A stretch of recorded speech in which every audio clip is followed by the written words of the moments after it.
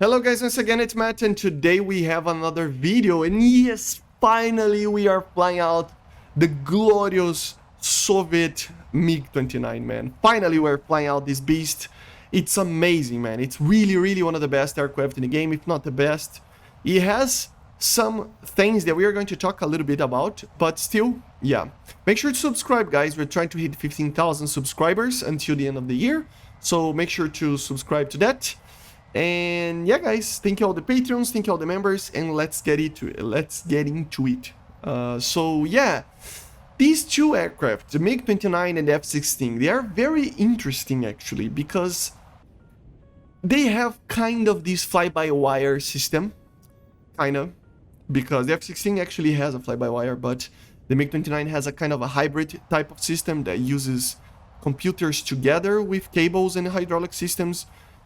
So that is kind of a big factor to a certain aspect of just the way that these aircraft are feeling, okay? I will be doing 1v1s to actually show this, but these aircraft really does feel that they have a gap that they turn really well, and then beyond that gap of speed, you are just a very limited aircraft.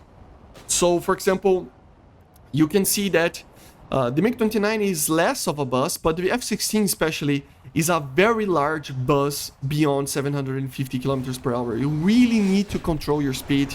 If you don't, you will be losing a lot of... You will die a lot. The MiG-29 is a bit better on that. And that's probably due to this fly-by-wire system, okay? It just holds the aircraft for you not to break the aircraft, right? In simulator, it can be a little bit different. I want to test it out on simulator as well, but still, in RRB is kind of like that, right? You have a gap until like 900 for the MiG-29 and like 750 for the F-16. That beyond that, if you go past that, you are literally a bus. You become a very large bus. So you do need to use a lot of your air brakes, control your airspeed a lot.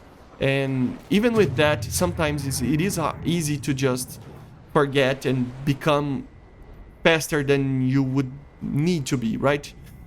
So it is a completely different aircraft. As I predicted, it is the energy management on these aircraft in turning capabilities is just the most important thing ever. So it is a very funny actual thing.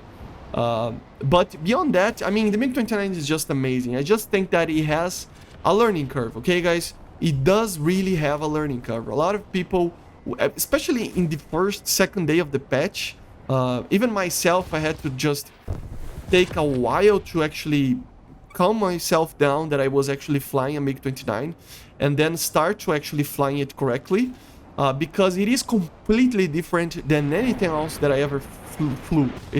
I mean, it has the same principle as a MiG-21 and even a 23 in philosophy maybe, but everything else is just different, man. The radar is very complex, not very complex, but it has 4 modes, completely different than anything else. You have to really pay attention to the radar modes. If you don't, you will lose a lot of locks and lose a lot of missiles. The R-27 kind of gives you a hand on that. It has a very good inertial navigation system, but still you have to be able to be careful with that. It has its problems as well. The R-27 and the R-60Ms are the main problems in the sense of they are very susceptible to flares right now, like really susceptible to flares. The R-60M is basically the same as it was, but the R-27T is very easy to decoy with flares, so you have to be careful with that. It doesn't have the IRCCM that it has in real life or anything like that, so it is problematic, but to be honest, I'm kind of agree that they don't need to add IRCCMs right now, right? It would be way too OP, so yeah. But it is a very good missile for sneak shots. It's the best missile ever to do sneak shots on targets that are not paying attention to you. For example, this F-14. He's not paying attention to me, fire the missile, very easy kill, right? The R-60M can be a very potent weapon, but you need to just think about everything that you are doing, okay? This is the problem with the MiG-29 in a general sense. It has a learning curve.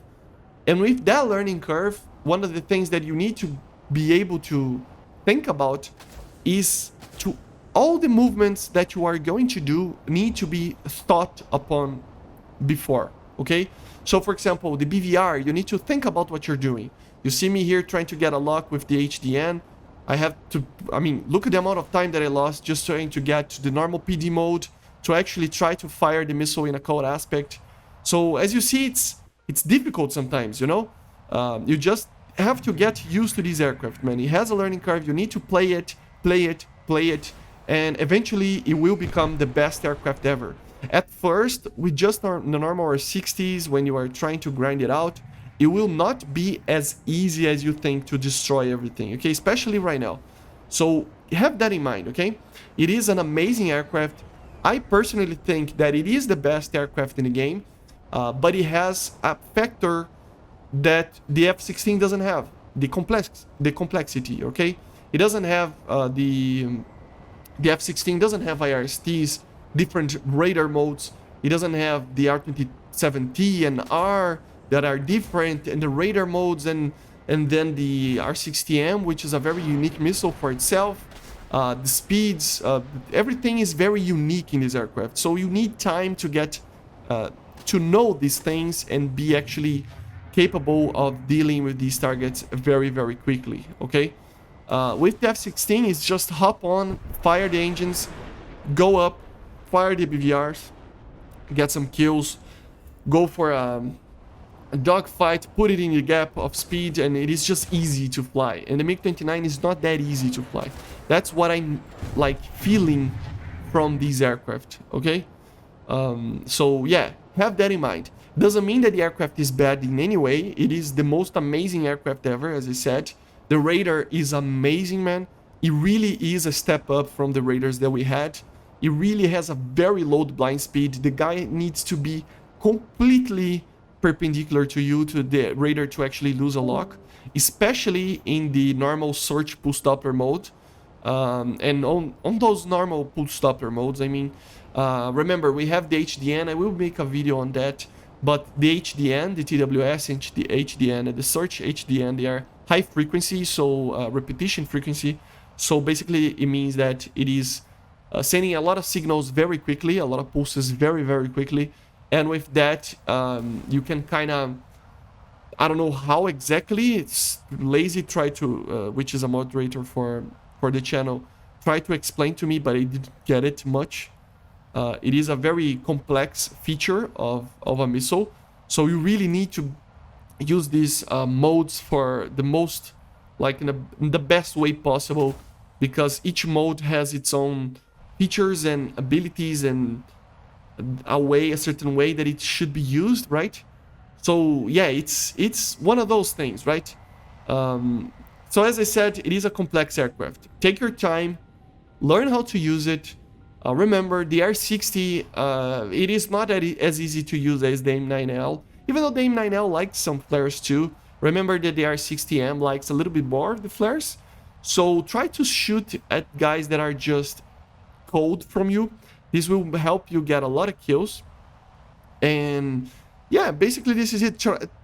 I would say that at first, try to fly low. Just try to fly low, you know, and get kills by basically getting people by surprise with the missiles. This will be the best way possible. Use the R27Ts for that. But if you get used to the aircraft a little bit, and especially in the dogfights, get high, man. This aircraft climbs like no other in the game. It is just amazing. It's the best aircraft in the game for that. It is an interceptor, remember. It is an aircraft that, even though it is light and nimble, and it's supposed to be kind of a light fighter kind of thing, it is not the same principle as the F-16, okay? They're designed in very different ways, okay? The F-16, while being purposefully, I think that's the word, designed to be basically a light fighter. The MiG-29 is actually an interceptor. Remember that. It's a point defense interceptor. It's not made to be trying to do... I mean, it's not like the F-16. It's what I mean. The differences, you can feel the differences in these aircraft. And use it as one, you know? If you use the the R27R, together with... I mean, look at this cockpit. Amazing cockpit. But just fly around high with the R27R, you will get a lot of kills. You just have to get used to the radar. It's completely different than anything else that you've seen, but it is indeed one of the best in the game. It is just, oh, I love this aircraft so much. But as I said, keep that in mind, guys. It has a learning curve. Keep it chill, you know. Fly low if you don't want to use the radars. The radar can frustrate some players sometimes. So just chill a little bit about it. You know, get the R27Ts, fly low, get people by surprise, get into some dogfights, get some gun kills, get comfortable with the machine, because it is one of those that you need to get comfortable with. Much like every other single Russian aircraft, to be honest, or Soviet aircraft. The MiG-23, we can feel that it is kind of like that as well. At first, a lot of people had troubles with it, and eventually everybody started to love it.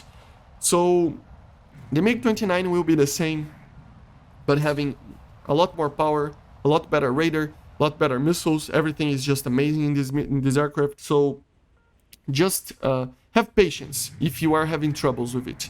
Because my first matches with this were kind of problematic, and then I start to get the hang of it, and eventually I was starting to get BVR kills. Eventually I started to get R27T kills, gun kills, R60M kills.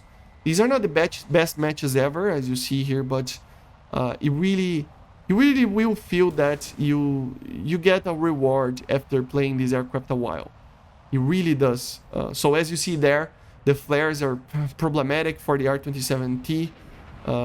So be careful with that as well. I mean, it's problematic. As I said, I really wish they actually added the RCCM, but I understand that why they didn't. Because it would be a little bit too OP. It would be a very, very invulnerable missile to flare. So yeah, it's problematic at a certain distance at least, right? So yeah. And as you see here, it's saying that it uses the large flares. It's kind of a weird one because apparently this flare system of this aircraft is an ASO-2M, basically an ASO. It has a different name, but it's basically that, which is a small flare kind of system. So I don't know why it's saying that it's big flares. Should be smaller flares, which would make it a little bit harder to actually avoid missiles, especially because these engines produce a lot of heat. But still, one of the best. I mean, for me, it's the best aircraft in the game. I can beat anything with this. The missiles are amazing. The radar is amazing. Performance is amazing. Turning capabilities. Everything is amazing, and even has some technologies that other aircraft don't have. For example, the HMS, I mean, even though the F4J has it, it doesn't have the R60s to help a little bit out with it. And yeah, it's not the same, right, as an F4. So yeah, guys, amazing aircraft. Let me know in the comments what you think about this aircraft, if it's the top dog of the game or not. And I see you guys on the next one. Make sure to subscribe. More videos are going to come for the MiG-29 and others, so stay tuned. Okay, guys? So I see ya. Bye.